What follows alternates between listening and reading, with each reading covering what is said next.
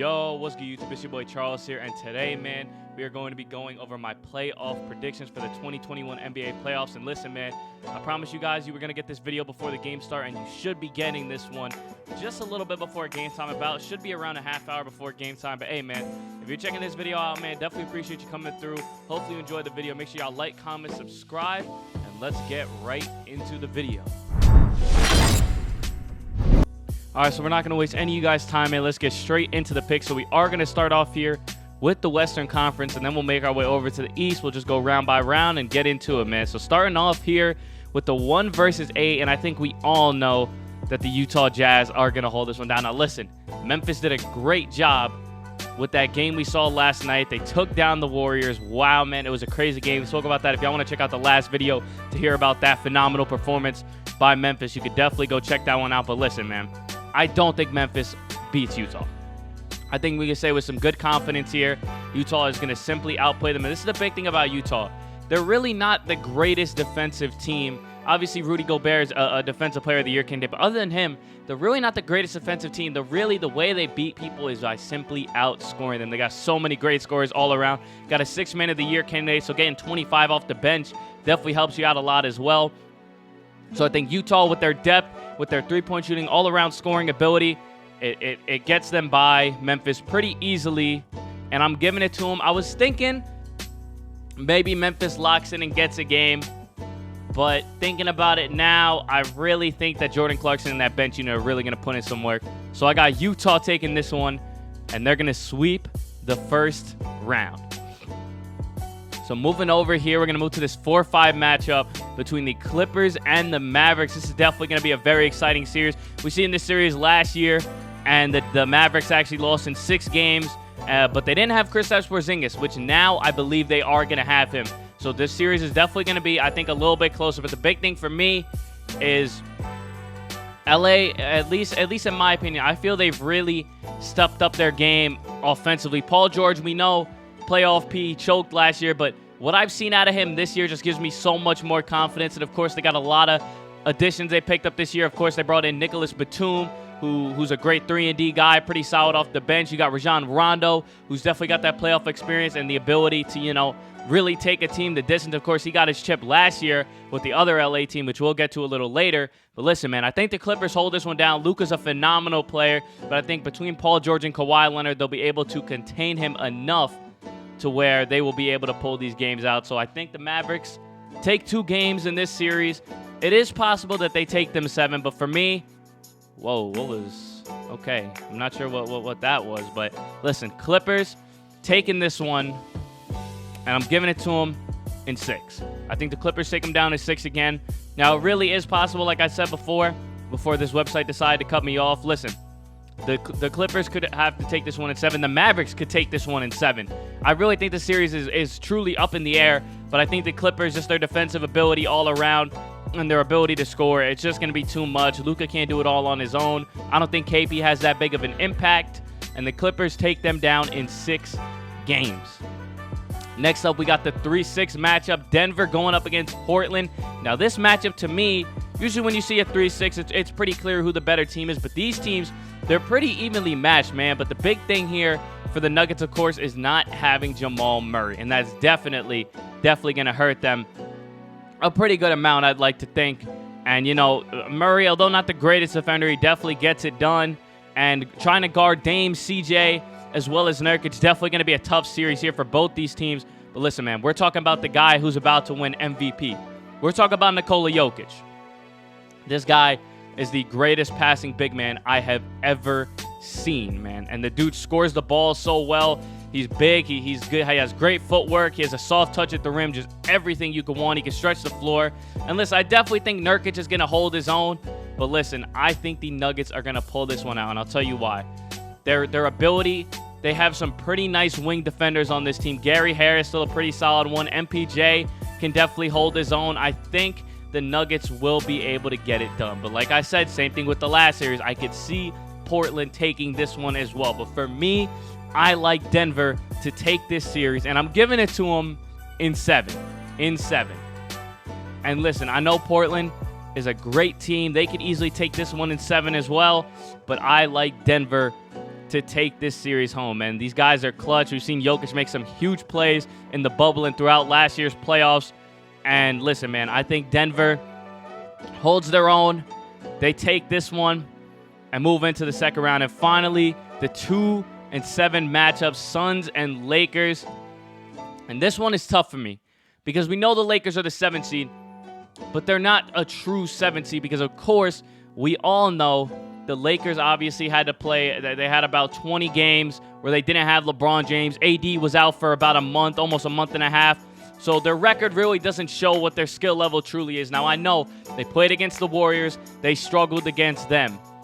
Now, they come in here, and that really was a close game between them and Golden State. But, of course, you know, LeBron clutched up. We got a video on that on the channel, too, if y'all want to check that out. That's my last self-promo of the day, I promise. So we got the Suns and the Lakers, man. And listen, D-Book, Chris Paul, DeAndre Ayton, those guys have been great. And I think they're really going to hold this one down. But I think the Lakers are going to give them a run for their money. And it's so hard for me to call because it's like the Lakers, man, they're a 7 seed, but they play like a top 3 seed. So they really could take down the Suns if, you know, LeBron, AD, and company that can get it going. For me, the big thing that the Lakers are going to have to do if they want to win is their bench has to show out. They gotta get some points up off the bench. They really struggled, especially in that Warriors game. The second LeBron, AD, KCP, Schroeder left the court, it really was a struggle to put points on the board. But listen, man, I think the Suns are just too good this year, man. I think the Lakers definitely give them a run for their money. They take 2 games, but I got the Suns in game number 6, taking down the Lakers. I think the Lakers get 2, but I don't think they're going to have enough to take down this Suns team. These guys have looked so good all year, all around. Just a phenomenal squad, and I think they pull this one out. Now, moving over to the Eastern Conference Round 1, starting off with the 8-1 matchup, and this is my team, 76ers. If you hear me say anything crazy, you guys can call me biased in the comments, man. I'll take it. But listen, I think the Sixers win this one with ease. Russell Westbrook, Bradley Beal, phenomenal players. But listen, we got Ben Simmons, we got Danny Green, 2 solid perimeter defenders. I'm not saying they're going to hold them to under 20 points every single game because that's just unrealistic. They're not going to do that. But listen, I think they have enough to contain these guys. And listen, I'll give Washington credit. I think Washington takes a game from us. I think Bradley Beal, Westbrook can really lock in. I think they could put up some good numbers and take a game from us. But nonetheless, Sixers in 5. Moving on. We got the 4-5 matchup, man. Knicks and Atlanta, and wow, what a season it's been for the Knicks, man. And if you told me last year that the Knicks would be in the playoffs, I would have called you crazy. But the step up that Julius Randle has made, the whole team has really, done a phenomenal job. The new coaching staff, everything has been great here for New York. And they come in as the 4 seed, playing up against a number 5 Atlanta squad who is very good, but also very inexperienced. And I'm not saying the Knicks have a ton of experience, but I think they got some guys on this team that are ready to step up. Of course, Derrick Rose coming off the bench. He's got some great playoff experience, and he's definitely got that veteran presence to lead this team. Julius Randle doesn't really have any playoff experience at all, if any. Maybe he got in with New Orleans one year. I'm not too sure, but if not that, then the man has no playoff experience. But listen, man, I think the Knicks have what it takes to beat this Atlanta squad. Now, listen, Trae Young is great. Kevin Huerter, Cam Reddish, Clint Capella, all those guys, they're great, but they're still young players. And I think the Knicks are a little more experienced, a little more well put together, a better all-around team. I think the Knicks take this series, and I'm going to give it to them in 6. I'm thinking I'm going to give it to them in 6. Yeah, we'll do 6. We'll do 6. Now, listen, I could be wrong here. I realistically think the Knicks could take this in 5. I do think the Knicks could take this in 5, but I'm going to give the benefit of the doubt and say Trae Young, he's a great player. Kevin Huerter, Clint Capella, they got some great guys on this team. I'm going to give them the benefit of the doubt and say they win 2. Actually, no. Listen, Knicks in 5. Knicks in 5. Because I know I'm going to regret doing that and then look back on it and say, I should have stuck with my gun and said Knicks in 5. Knicks in 5, okay? Knicks in 5. Enough said. Moving over to this 3-6 matchup, we got the Bucks and the Heat once again. If you guys remember last year, the Heat actually knocked off the Bucks very early in the playoffs. I believe, I don't remember if it was round 1 or round 2. It might have actually been round 1. I'm not too sure. But the Heat knocked off the Bucks last year on that Cinderella story they went to the NBA Finals. Of course, they lost. but still a phenomenal job nonetheless. But this year, they have not produced the same way they did last year. Tyler Hero has not been up to par with the way we've seen him play in those playoffs last year. Duncan Robinson, still been a great player, but just same thing, really hasn't played as well as he did last season. Butler's still great. Bam is still great. Goran's still a solid player. But listen, I don't think they have what it takes to take down the Bucks. Drew Holiday, such a great defender. Of course, you guys already know about Chris Middleton and Giannis. And they got some nice depth and some nice young guys like Dante DiVincenzo coming off the bench. And I think the Bucks have enough to take this Heat team down. I think the Heat maybe get one game. You know, Jimmy locks in. Duncan starts putting some shots down. But Milwaukee in 5. And finally, the Nets and the Celtics. The 2-7 matchup, the big super team in the Brooklyn Nets, Kyrie, Harden, Durant, going up against a single-handed Jason Tatum who just lost his star secondary guy in Jaylen Brown. And this is going to be tough for Boston, man. It's definitely going to be tough. And I believe if they would have had Jaylen Brown, this series could easily go 6 games, maybe even 7 if they really do lock in. And I'm going to tell you, I still would have had this series going 5 or 6 games without Jaylen Brown, but I'm going to tell you why not anymore. Robert Williams is out of this series. He's going to be out with injuries. We're not sure how many games he's going to be out, but I like to think a pretty decent amount of games.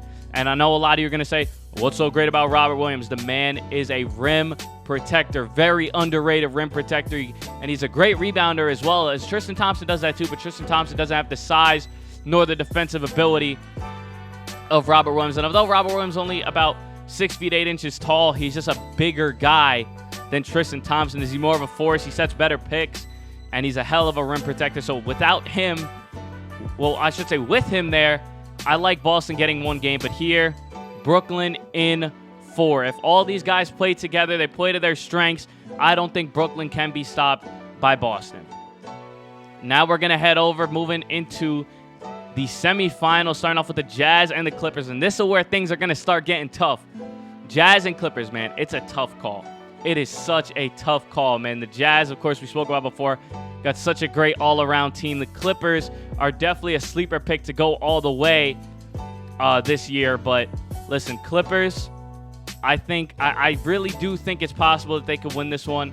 But I can't go against the Utah Jazz, man. This team is so good all around. And when you play against this team, it's 4 dudes out there that can splash three-pointers above 40%. It's tough to cover all those guys. And the Clippers got some great defenders on their team, but I think that bench unit of Utah is going to be able to outscore the bench unit of LA. And I think that's going to play a big part in this entire series. So I think the Clippers are able to take 2 games, maybe even 3. But listen, I got the Jazz taking this one in 6 games. I know this is a big take right here because a lot of people's sleeper pick is the Clippers to take this one the distance. Kawhi's great. Paul George is great. We all know Paul George doesn't show up in the playoffs. It's going to be Kawhi's team. And Kawhi could do a lot, but I don't think he could do enough to take this team all the way. So I think they get knocked second round. Jazz moving on to the conference finals. And now we're going to move over to this 3-2 matchup, the Suns and the Nuggets. And listen, I thought this Nuggets-Portland matchup was hard. This one is even more difficult. And you really got to think about it. Of course, you get DeAndre Ayton matched up with Jokic. I don't think that matchup goes in Phoenix's favor. I think Jokic is once again going to have a dominant performance the same way he does with Yusuf Nurkic the round before. I think he's going to have a phenomenal series. But this is the key for me. It's Devin Booker and Chris Paul, man. These guys are having some of the best seasons of their entire career. Chris Paul arguably having his best year since he left New Orleans, where he was in that MVP race, just barely beaten out by Kobe. I would say Chris Paul's having his best year since then, in my opinion. The man is back in the talks for MVP. And listen, I think Denver is really going to struggle to cover up Devin Booker and Chris Paul. I think this series does go quite a long distance, but I think Phoenix pulls this one out, and I'm going to give it to him. I'm stuck between 6 and 7, man. It's a tough call right here. I think Jokic could get him 2 games, but the Suns take it in 6. Suns in 6, man. And this is a tough series to call right here because it's always like this, man. When you get past that first round, pretty much every series you see is going to be one that could really go either way. And that's the toughest part about it, man, is calling these games when it really just kind of depends on how much these guys show out and if they could clutch up. It's really, it can go either way. But for me, I like Phoenix to hold it down and take themselves to the conference finals. Now, moving over to the East, we got the Sixers and the Knicks, man. Now, listen, the Knicks are a great team. They win their first round series in 5. We spoke about it just a few minutes ago, how much they've improved. They are not on the level of the 76ers, man. I'm going to put it simply. No one's holding Joel Embiid on this team, and they're not going to have an answer for all of Philly's three-point shooters. Give me Philly in 5. Give me Philly in 5. I think Julius Randle could really lock in, and I'd probably think if the Knicks are going to win any game, I'd like to think it'd be game 1. I think they come out, kind of shock the Sixers, and they weren't ready, they underestimated us, and then the Sixers come out and win the next 4. I think that's how it's probably going to go. I give the Knicks 1 game, but I don't think they're gonna be on par with this Sixers squad. Now moving over to this side, we got the Nets and the Bucks, and listen, this is another tough series right here. We know later in the season, Giannis was able to beat out the Nets twice towards the end of the year, but you got to keep in mind they didn't have all their guys together. And I think with this whole team together, the Nets are able to take down the Bucks. And if y'all rep on my guy Poppy Solo that we had on here the other day, he's got the Nets sweeping through the entire playoffs. I don't think so. I think Giannis, Middleton, Drew Holiday, all those guys, I think they take Brooklyn a pretty good amount of games. I think they take 2 games off of them, but I don't think they're able to get 3. So Brooklyn in 6 for this one. Now moving over to the conference finals, going to start off with the West here. Utah and Phoenix, and look at this. On both sides, we get 1-2 matchups, and usually that's what you expect is the top 2 teams to meet each other, but it doesn't always go down that way. Last year, it didn't go down that way for the Eastern Conference. I believe the Heat came in as the 7 seed, and they took down Boston, who was, I believe, the 5 seed or the 4 seed. So, doesn't always end up with the 1-2 matchup, but for this scenario, we do got the 1-2 matchup on both sides, and this one for Utah and Phoenix is a very tough call right here, man. It's such a tough call. I definitely like Phoenix offensively. They've been so phenomenal, but for me, it keeps coming back to the depth of the Utah Jazz, and I don't want to keep saying the same thing every time, but it's so hard to beat these guys. They just outscore you every time. It's why they have the best record in the NBA. The dudes just can't be stopped. They have such great scoring no matter what dude you put on the floor. Everybody can put the ball in the hoop at a consistent rate, and it's hard to keep up with these guys. I think Phoenix definitely could take 2, even 3 games, but I got to go with the Utah Jazz to hold this one down and take it in 7. I'm giving it 7. I'm taking it 7. So we got the Utah Jazz now, and now we're heading over to the Eastern Conference, the matchups everyone been wanting to see, the Sixers and the Nets. Now, as a Sixers fan, I would love to tell you that the 76ers are going to beat the Brooklyn Nets in this series. And I'm not going to say it's impossible because it's definitely not. But I just don't see it, man. I just don't see it. I think the Nets, we played them a couple times during the regular season, and they're a tough team to cover, man. Listen, we got some great defenders.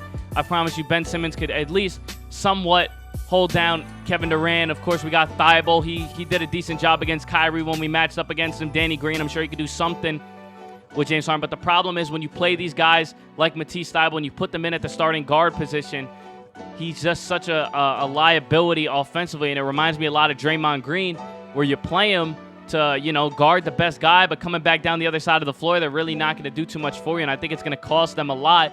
But it will be nice to have a guy like maybe Seth Curry or Tobias Harris coming off the bench if need be. Because, of course, you got a guy like George Hill there at the backup point guard. He'll be able to hold everything down and, kind of make that happen. But I still think Brooklyn is just going to be a little too much for Philly. Philly built a great team this year. They made a lot of great offseason moves. I think they take the Nets to 7 games. But I think Kevin Durant, Kyrie Irving, James Harden, all that playoff experience, it's just too much for Philly. Nets in 7 against Philadelphia. And now, NBA Finals, man. Nets against the Jazz. You got the super team against the team with unlimited depth. Now, listen, man.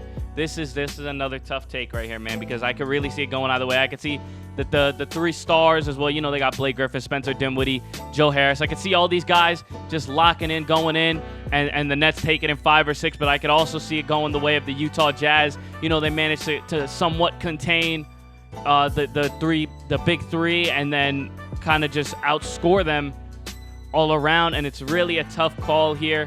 But you can't bet against 3 guys that have tons of playoff experience, man. The Jazz are a great team, but they're still relatively young. Listen, they got a little bit of playoff experience, you know. Mitchell's been around a couple times. Gobert's been around a couple times. Ingles been around a couple times, as well as Jordan Clarkson. Not too much playoff experience, but he's definitely got that veteran ability enough to kind of hold things down. But listen, man, experience means so much here. And listen, the Jazz are going to be a phenomenal team. If they can keep all their guys together, they'll definitely be back next season with a vengeance. They get a finals appearance this year. But this is the year that the Nets bring home the trophy. I got the Nets, and I think they do it in 6. So that's going to do it for this one, man. Hopefully y'all boys enjoyed. Let me know what you think of my picks. Hit me up in the comment section below. Hit me up wherever, and let me know what y'all boys think. But hey, it's been your boy CG, and until the next video, I'm out. Peace.